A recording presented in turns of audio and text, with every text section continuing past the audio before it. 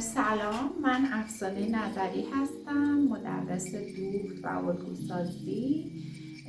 تو این ویدیو میخوام راجع به لایه چسب ها و انواع و اقسام اونها باهاتون صحبت بکنم که بدونیم چه لایه چسب هایی در بازار موجود هستش، برای چه کاری میادش.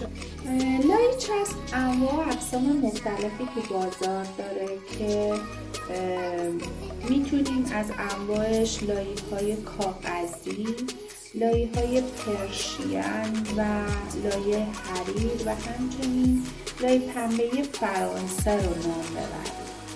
همچنین لایه هایی که توی کت‌های مردونه تو زمان قدیم استفاده میشد که چسب نداشت و از طریق دوخت سوزن یقه در حقیقت به کت‌ها وصل میشد. دو مدل لایه دیگه هم توی بازار وجود داره. یکی لایه های اسلشن هستش که این لایه ها حالت لایه پشم شیشه داره، منتها پشتش چسبدار هستش، بیشتر توی لباس های شب به کار میره.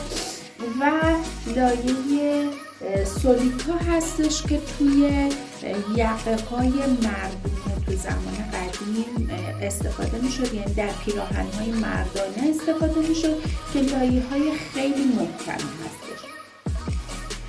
از انواع لایه های پرشین رو میتونیم نام ببریم که این لایه ها یکم ضخیم‌تر از لایه های حریر هستش. عرضشون 150 هستش. الان من دو نوع سفید و مشکیش رو دارم به شما توی فیلم نشون میدم، منتها در حال حاضر رنگیش هم به بازار اومده.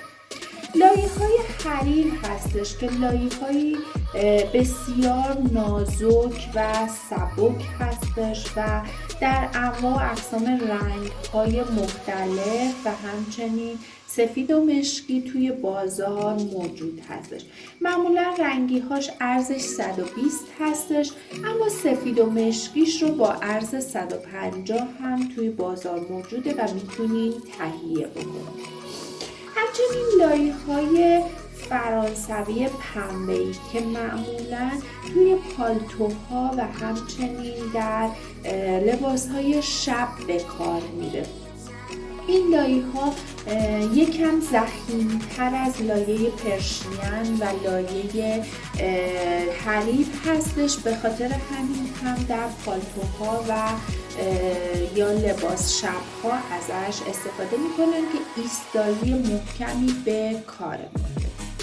و اما لایه هایی که تو زمان قدیم برای کت‌های مردانه استفاده میشد، لایه هایی که چسب نداشت و به صورت دوخت روی لباس قرار میگیره و دوخته میشد به لباس، به این صورت که از سمت پشت لباس یا روی لباسمون هیچ گونه دوختی معلوم نبود، اما باید به صورت ردیفی دوخت رو انجام میدادیم و لایه رو به لباسمون میچسبونیم که معمولا توی پارچه‌های حالا میخوام یکی که پارچه رو لایه بزنیم با هم دیگه که ببینیم مثلا چجوری باید لایه رو قرار بدیم روی پارچه. من لایه رو این روی پارچه من هستش و این قسمت پشت پارچه من هستش. قسمتی که در حقیقت حالت دوندون هستش و میشه گفت چسب لایه هستش، رو به روی پشت پارچم قرار میدم، طوری که طول لایه من در امتداد طول پارچه من قرار بگیره. یعنی چی؟ یعنی جایی که ترکی پارچه من هست و ترکی لایه من هستش در امتداد همدیگه قرار بگیره. اتو رو از قبل گرم کردم و میذارم روی لایه، یه حالت بخار میدم، بعد بر میدارم.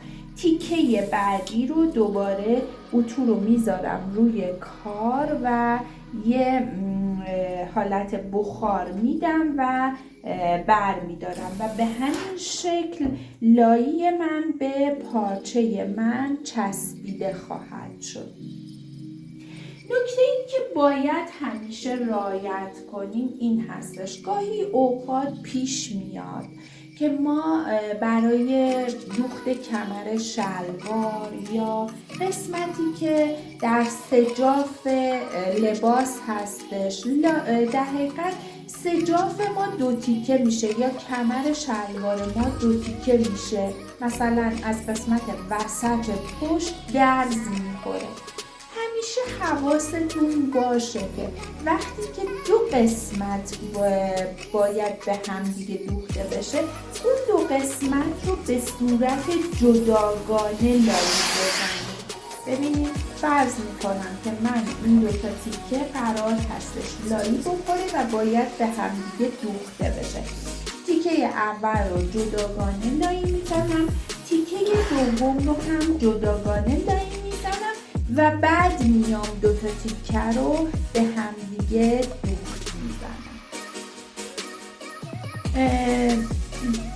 جاهای مختلفی از لباس و اما کجاهای لباس رو ما لایی میزنیم برای اینکه حالت ایستایی بهتری داشته باشه.